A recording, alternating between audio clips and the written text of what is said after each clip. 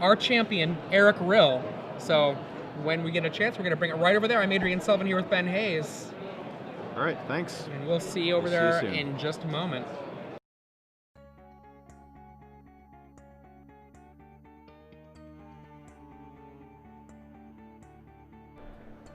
All right, everyone. Well, I am Glenn Jones, and this is Eric Rill, our new Standard Open champion. Woo! Got another trophy. You also won a Legacy Open in Columbus not too long ago, I recall. So now you've got one of each. Yep. Got a Standard and a Legacy one. And a state champ plaque. Oh, and a state champ plaque. We're getting a mantle going. Yeah. Obviously, you played Naya in the finals there. You had an interesting take on the list. You went undefeated on the weekend. You didn't lose a match. I did not.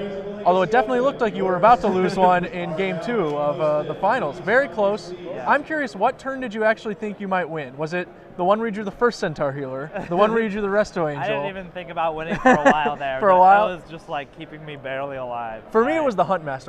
When you drew the Huntmaster, I was like, oh man, now it might actually. Like, now it's over. Yeah. If he doesn't have a spell, it's gonna flip, and like even if he does, like. What spell's that pretty good? much over. Yeah. Yeah, I was at 4 from his Obsidian, which I have virtually no outs to, except to just draw a life gain guy every turn down, race the 2, I'm going to lose. Which is exactly what happened, yeah. So I drew like Set Jar Healer, Restoration Angel, Huntmaster, or something like that. Yep. So that's pretty good. One of the other cards in your list that was pretty interesting, and I know you cited it as doing work all day, although I didn't get to personally see it do much work, Aurelia the War Leader. Yeah, she's been sweet. I've been like using Garrick Relentless to like kill a guy, flip over, and then like sack a dude, search up Aurelia like every time. It's just like, if you have any kind of board presence, you just kill them. Like, if they pass the turn, they're like, oh, I'm going to take like 5 this turn, and then you play Aurelia, and they're just dead.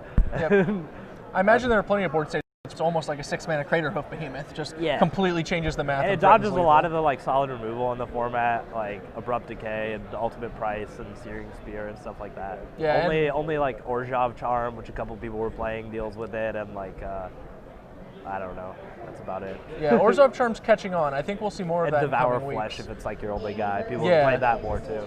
This week it seemed like a pretty good spot for, given that people were defaulting more to even stuff like Mizium Mortars or Dreadbores, which obviously are not that good against an Aurelia. You're getting a lot of value first.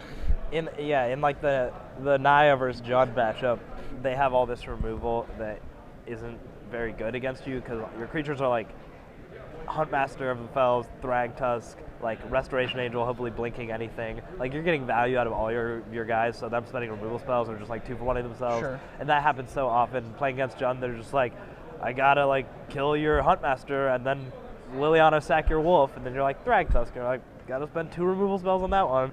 And then like I had Aurelia, I had to get double Pillar of Flamed one time too, and then my Jund opponent's just like out of cards, and I have like Garrick, Thragtusk left in my hand and stuff. Yeah. So just like the deck is just like the most powerful cards of Standard pretty much, and all your cards are individually very powerful. So like if you get to survive long enough, all your cards are really good and value-y. So. Well, that includes Boros Reckoner, which you had to make a few hoops, it seems, to run. Obviously, you're running Cavern of Souls, and we saw you name Minotaur more than a couple times to keep him castable. Yeah. Was that a snafu that got you a couple times, or did it really never cause problems? It was more that it was in, well, it was one time that I needed it to cast the Minotaur. The other time it was like a matchup where they didn't have counterspells and it was irrelevant, and I had all my other mana, so it was like if I drew him, then it let all my lands cast him or whatever. But he's been sweet. I won a game because my opponent's Ash Zealot had first strike. That was sweet. He was like, so he gets me to 3, pillars me, I go to 1, and I'm like, okay, play a Thragtusk, go to 6. This was Max that also top 8'd playing the Boros deck. And then he attacks, and he plays like 2 more haste guys, and attacks, and like, I have 2 blockers, and he has 5 guys, and they all have 2 power, and I'm like, oh, I'm just gonna take 6, I'm dead. Oh wait, Ash Zealot just first strike, so I'm gonna block Ash Zealot with Reckoner, another dude with Thragtusk, first strike damage, kill one of the unblocked guys, take it, go to 2. On my turn, Angel my Thragtusk, go up to 7. He lost like 3 of his dudes, and it was all over at that point. It was insane. Reckoner works first strike on both sides of combat. Definitely something to look out for there. So I know you've got to go ahead and get to your player meeting for the Legacy Open. Yeah. Hoping to run that one back as well. I need to get a deck together. Oh, well, in that case... Oh, we've already got the deck. I have a deck. Congratulations again, Eric. Thanks. And good luck in the Legacy Open. Thanks.